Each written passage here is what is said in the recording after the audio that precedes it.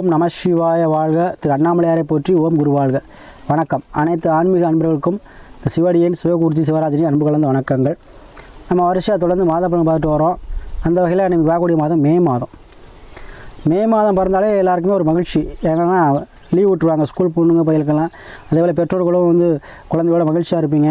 ஆன்மீக சுற்றுலா, இன்ப சுற்றுலா, இது மாதிரி குழந்தைகளுக்கு கூட ஒரு மன மகிழ்ச்சி, குடும்பத்தோட கணவன் மனைவியோட சந்தோஷம் வரும். அத்தகைய நிலையை எல்லா ராசிகளும் அடைய போகிறீங்க. அதே போல் மன மகிழ்ச்சி தரக்கூடிய விஷயங்கள், காசு பணம் சேர்க்கை, வருமான சேர்க்கை, வருமானம் மூலமாக தன லாபம், இதெல்லாமே கிடைக்க போகுது மே மாதம்.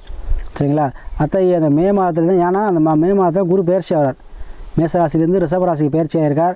கண்டிப்பாக அது ஒரு எல்லாருக்கும் ஒரு நன்மையான விஷயம் செய்ய போகுது. அதை பற்றி நம்ம பார்ப்போம். சரிங்களா? அந்த வகையில் நம்ம இன்றைக்கி பார்க்கக்கூடிய ராசி பார்த்தீங்கன்னா மீனராசி. பொதுவாக அந்த மீனராசி அன்பர்கள் பார்த்து எப்போவுமே எதையுமே சிந்து செயல்படக்கூடியவங்க. ஒரு விஷயத்துக்கு ஒரு விஷயத்தை செய்யக்கூடிய பல வாடி யோசிப்பாங்க. சரிங்களா? அதே போல் எந்த ஒரு முடிவு கூட ஒருத்தர் ஆலோசித்து தான் எடுப்பாங்க. சட்டம் எடுக்க மாட்டாங்க. சரி, அதே போல் மீன் போல் உழைக்கக்கூடியவங்க, துரு இருப்பாங்க. எந்த வசதியும் பட்டுன்னு பேசிட்டு போயிடுவாங்க மீனராசி அன்புகள். சரிங்களா? அமைதியாக இருப்பாங்க. பேச ஆரம்பிச்சானா டப்புன்னு பேசிட்டு போயிடுவாங்க. அதே இந்த மீனராசி அன்புகளுக்கு பார்த்தீங்கன்னா இந்த மே மாதம் கிரகங்களை பார்த்தீங்கன்னா ராசியிலே ராகு, புதன், செவ்வாய் இருக்காங்க.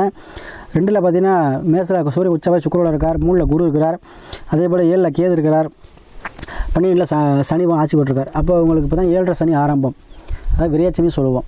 அப்போ வீட்டில் சுப நிகழ்ச்சிகள், ஏன்னா இப்போ அதுக்கு ஏற்றா போல் உங்கள் ராசிபதி குரு பயிற்சி 3ல் ஆயிடுச்சு. அப்போ 3, 7, 11. அப்போ 3 11 திருமணம் சார்ந்த விஷயங்கள், அப்போ இல்லறம் சார்ந்த விஷயங்கள், அப்போ திருமண தடை உள்ளவங்க, திருமண தாமதம் உள்ளவங்க, திருமண தோஷம் உள்ளவங்க, திருமணத்தில் பிரச்சனை உள்ளவங்க, ஏற்கனவே திருமணம் பண்ணி பிரச்சனை உள்ளவங்க, இந்த மாதிரி யாராக இருந்தாலும் சரி அவங்களுக்கு அந்த பிரச்சனை தீர்ந்து திருமணம் சார்ந்த விஷயங்கள் நடைபெறுங்க. ஆணாக இருந்தாலும் பெண்ணாக இருந்தாலும் சரி அவங்களுக்கு திருமண வயதில் இருக்கக்கூடிய அனைத்து ஆண் பெண் அனைவருக்குமே திருமணங்கள் தேடி வரும். தோஷங்கள் நிவர்த்தி ஆகும். தோஷங்கள் எத்தனை ஒரு தோஷமாக இருந்தாலும் குருவின் அருளால் என்ன ஆகும்? நீங்கி கண்டிப்பாக திருமணம் நடக்கும். அதே போல் 3, 7 பவன் வெற்றி பாகம், 11ஆம் பாகம். அப்போ சனி விரைச்சனியாக இருந்தாலும் கூட கண்டிப்பாக குரு பார்வை இருக்கனால குரு சனியை கட்டுப்படுத்திடுவார். அப்போ வரக்கூடிய வருமானம் தன லாபமாக சேமிப்பு உடையமாகும். அதே போல் யாரெல்லாம் கடன் பிரச்சனைகளோ கடன் தீர்ந்து சேமிக்கூடிய ஆற்றலை கொடுக்கும். பொருளாதார ஏற்றத்தை கொடுக்கும். பிஸ்னஸ் மூலமாக அதிக லாபத்தை பெற போகிறீங்க. மக்கள் ஆதரவு அதிகமாக கிடைக்கும். உத்தியோக சார்ந்த விஷயங்கள் கை கொடுக்கும்.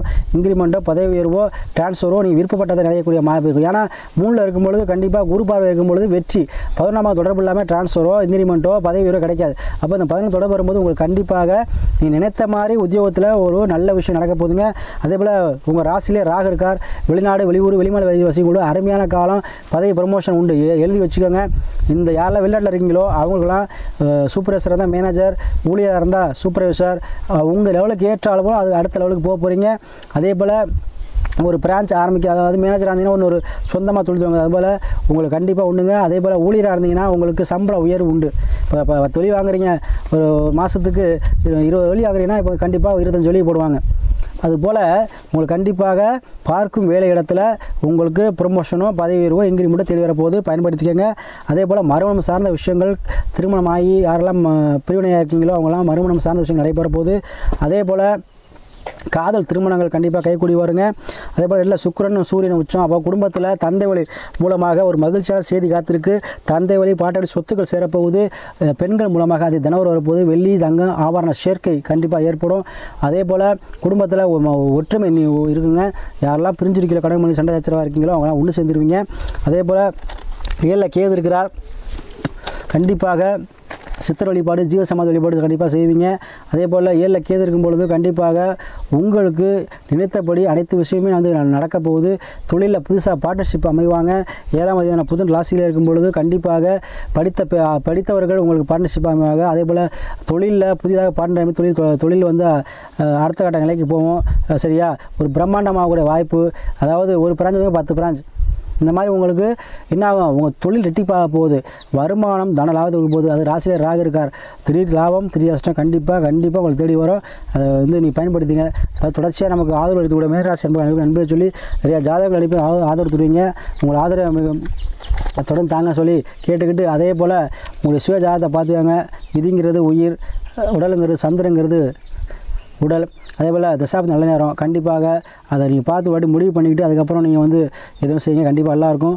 குருவர்களோடு உங்களுக்கு அனைத்து விஷயமும் நல்லபடியாக முடியுங்க. ஏதோ ஒரு வகையில் குரு மூலமாக ஏதோ ஒரு விஷயத்தில் குரு மூலமாக நன்மை அடைய போகிறீங்க. கண்டிப்பாக ஒரு ஆசிரியர் குரு வரனால கண்டிப்பாக குரு மூலமாக இந்த மே மாதம் அனைத்துமே ஒரு நன்மையாக முடிய போகுது.